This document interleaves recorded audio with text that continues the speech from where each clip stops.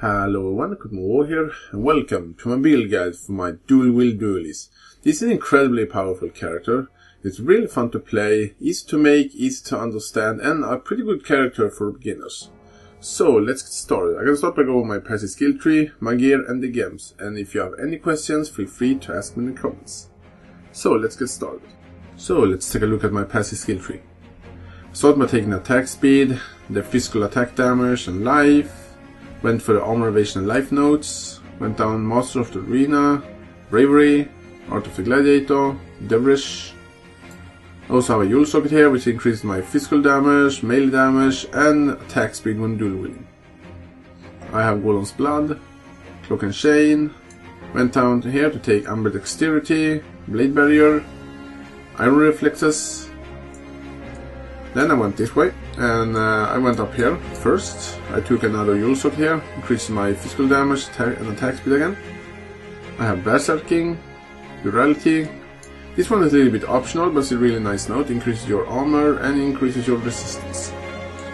And then I went for the big life wheel here. I recommend taking the whole life wheel later in game. Just went up here to take Constitution and then wait till you get a little bit higher level before you fill it out.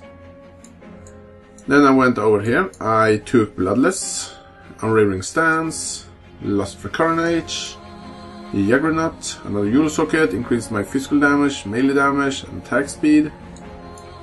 Then I went this way here, take Strong Aim, Born to Fight, Heart of the Warrior, Warrior's Blood, Armor Mastery. I have Diamond Skin here to increase my resistance, and then more life and armor nodes. And then I went for Barbarism and Resolute Technique. I also have By the Blade because I'm using an axe and a sword. And that's pretty much my passive skill tree. So let's take a look at my Ascendancy skill tree. You have pretty much two options. Either you go as I do, as champion, and take Inspirational, Unstoppable Hero, and Fortitude. And when you're leveling up a fourth time, take First to Strike, Last to Fall. The reason I haven't taken it yet is because I can't find the last trial, so I can't do the endgame labyrinth. Unfortunately. Another really good option for this character is to take be a Gladiator, which are also a really good choice. So let's take a look at my items and gear. If you have any questions, feel free to ask me in the comments. I'll start with my weapons. I'm using a weapon called Soul Taker, and this weapon is pretty important. As you can see right now, I have 0 mana. I have reserved all my manas in this Oros here. And as you can see, I can still use my attacks, like I don't need any mana.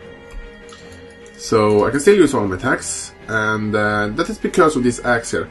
The unique effect called Insignificant Mana doesn't prevent your melee attacks.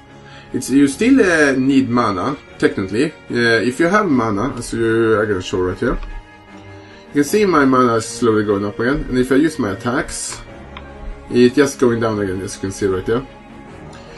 So, but when you're getting too little mana to use your melee attacks, this axe stands for the mana cost instead. So you can basically use your melee attacks without any mana. And if you don't have this axe, you can use a gem called a Blood Magic, which means that you're using your life instead of mana, so you can still reserve all of your mana, but using your life instead, which are a really good option. I'm gonna move on to my other weapon. I'm using this sword here. Try to get a sword with as high physical damage and attack speed as possible. For my helmet, I'm using Ring of Rain to get a really nice defensive helmet. It has a really nice boost to your life, it gives you block chance and all that. This is a legacy version of Ring of Rain, so a new Ring of Rain will not be as powerful as this one. But you don't have to use Ring of Rain, you can use a rare helmet instead. And Ring of Rain is a drawback, it's I can't use a chest armor, so the chest armor here doesn't give me any benefits. I'm just using the chest armor to level up Gemsin and to look quite awesome. I have these gloves here, they're pretty nice gloves. Try to get some gloves with have life and resistance. And if you can, attack speed and flat physical damage. Using these boots here, give me life and resistance, and if you can, try to get some movement speed on them as well. And I have this belt here, give me a really nice boost to my damage, some strength and life, and a small amount of resistance. And for rings, again, try to get life, resistance and flat physical damage if you can. And same thing for the amulets.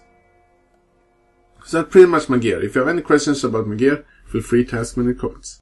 So let's take a look at my skill gems and support gems. I can start with my main damage setup, which are Dual Strike, linked to Melee Splash, Multi-Strike, and added fire damage. But I have it on Bring of Rain, so it's also supported by melee physical damage, faster attacks, and blind.